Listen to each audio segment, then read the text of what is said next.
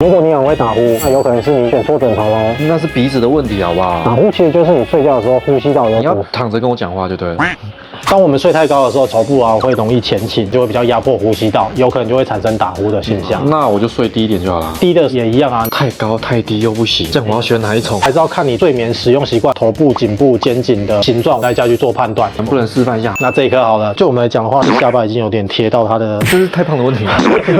有可能这颗枕头对他来讲有点太高了。你可以把你的肩膀稍微往上压一点点，对，这样就可以了。好像这样就有了。脊椎、颈部、肩膀维持一个水平点。当然，如果喜欢侧睡的话，正常来讲，我们会有肩膀的厚度啦。通常我们会选择高一点的枕头来用会比较好啦。怕睡的朋友嘞，选一颗比较薄的枕头，高度不要到太高，这样选枕头就会减轻打呼的。在于枕头这一块应该就可以排除掉了。来，翔仔居家可以试躺，当然，我直接在这边躺2个小时也 OK。欢迎试躺。